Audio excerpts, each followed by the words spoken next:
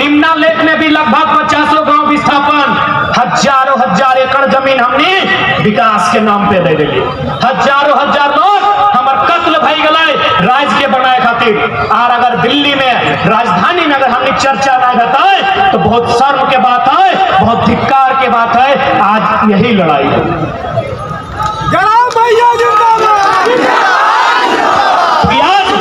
यहाँ मीडिया के लोग आए हैं, तुम आज मीडिया के माध्यम से, चूंकि मीडिया के सम्मान करते हुए, मीडिया के माध्यम से, चूंकि अभी भारत में इंडिया और भारत भी चल रहा है, क्योंकि लड़ाई लगे लोकेलिटी के।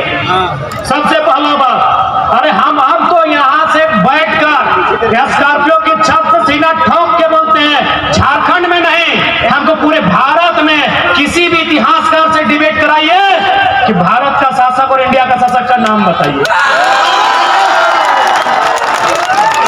भारत का कभी कोई शासक नहीं रहा है मेरे साथियों, न इंडिया का शासक रहा है। भारत हमेशा स्थानीय रहा है, भारत एक भावना रहा है, भारत एक सीमा रहा है, लेकिन शासक कभी देश का नहीं रहा है। तो नक्शा और शासक का नाम दिखाइए।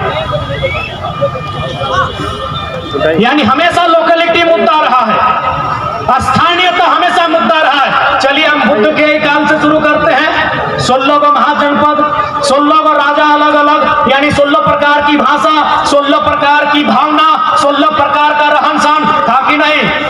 16 गो महाजनपद बुद्ध काल में, जानते हैं ना, पढ़े लिखे लोग बता देते हैं, गिना भी देते हैं। अंग, अवंती, अशोका, मगध, मल, मत्स्य, काशी, कुरु, कौशाम्बी, कौशल, पांचाल, गांधार, सुरसेन, छेदी। 16 को भाई गला नहीं, 2 को चल रहे बस बच्ची।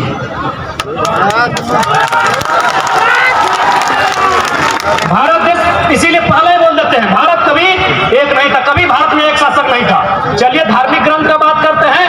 मद्र नरेश, मथुरा नरेश, मिथिला नरेश, चंपा नरेश, काशी नरेश, भारत का नरेश कभी नहीं था मेरे साथ। पूरे भारत को बोलिए, हम पूरे भारत के इतिहासकारों से डिबेट करेंगे। भारत कभी भारत में एक नहीं था। यानी भारत की यही खूबसूरती है, अनेकताओं में एकता, विविधताओं में एकता, यूनिटी इन डाइवर्सिटी।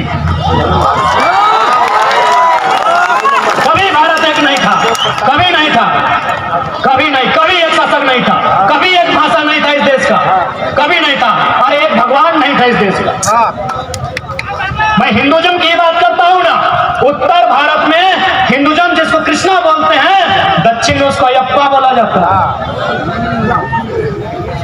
स्थानीयता के मुद्दे में हम लोग इतना मजबूत हो चुके हैं, पढ़ पढ़ के, कि पूरे भारत के सामने डिबेट करने के लिए तैयार है। बुलाइए किसी नेशनल मीडिया। जब 16 को महाजनपद एग्जिस्ट हो सकता है, तो झारखंड का राणभूमि भी एग्जिस्ट होगा, और उसको स्थानीयता के आधार पे अधिकार देना होगा।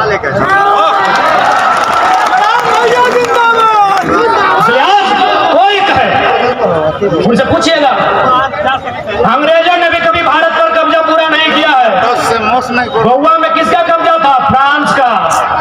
फ्रांस है। पुडुचेरी में किसका था? पुर्तगाल का।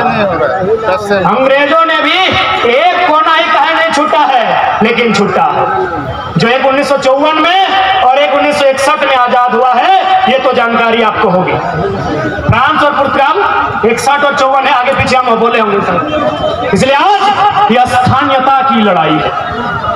आज अगर इस लड़ाई को नहीं लड़ते हैं तो हमारी आने वाली पीढ़ी भीख भी नसीब नहीं होगा। सही तो राइट। इसलिए आज हर एक झारखंडी को अपने दर्द, अपने पीड़ा